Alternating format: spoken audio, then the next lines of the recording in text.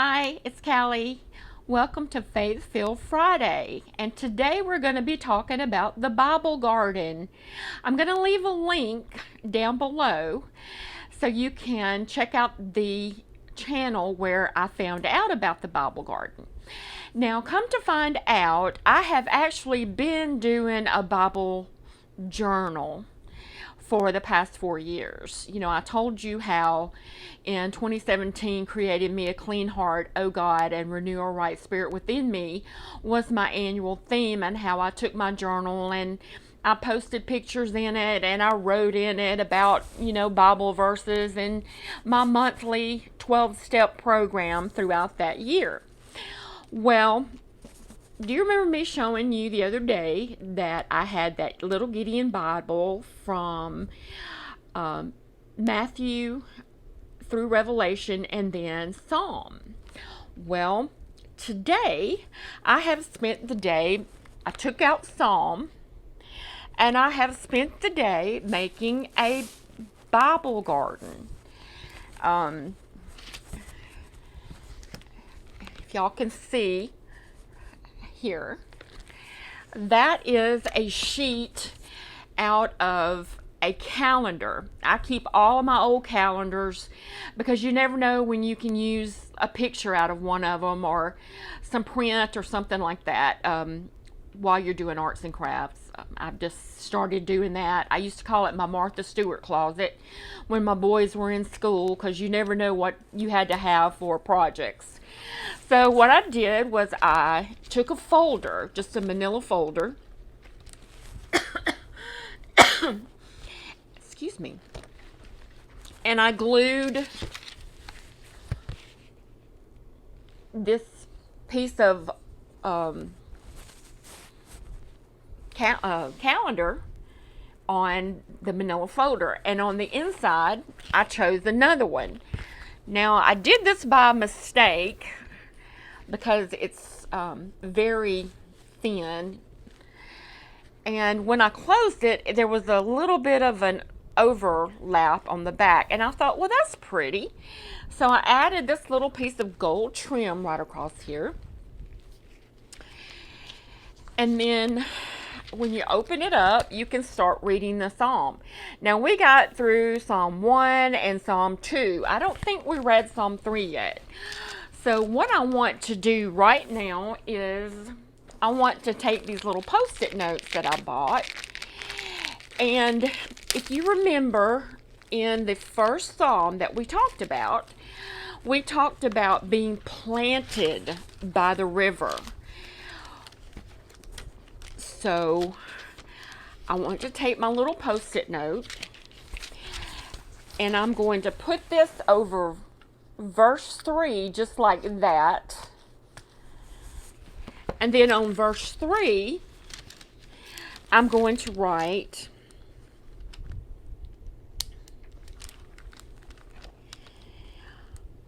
God actually plants us. We don't spring up as wildflowers. What do you think about that?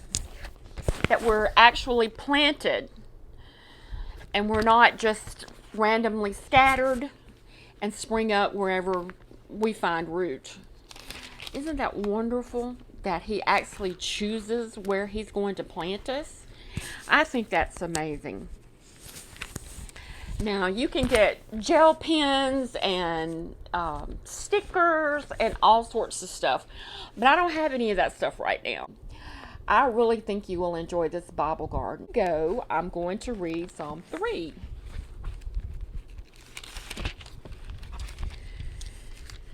Lord, how they have increased who trouble me. Many are they who rise up against me. Many are they who say of me, there is no help for him in God. Selah. Now, this is David crying out to the Lord, saying, Oh Lord, Absalom and his entire army are after me. He wants my throne. He wants to kill me.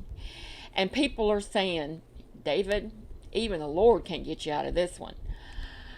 But he knows better. Salah means to pause, to think about, and then move on. It's kind of like, I don't know if I told y'all about stop, plot, go, so, but when my son was in behavior modification class, he was to stop what he was doing. He was to plot his next course of action. He was to go, which was move on that course of action. And then, so, how'd that work out? So, Salah really means stop, plot, go, so. But you, O Lord, are my shield for me, my glory, and the one who lifts up my head. You know, one of the pieces of armor is the shield of faith. And God is that shield through our faith in Jesus Christ.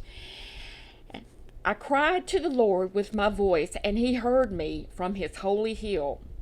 You know, God bends way down low to hear us when we cry out to him. He hears us, and he knows what we're going to ask, even before we know what we're going to ask. I lay down and slept. I awoke, for the Lord sustained me.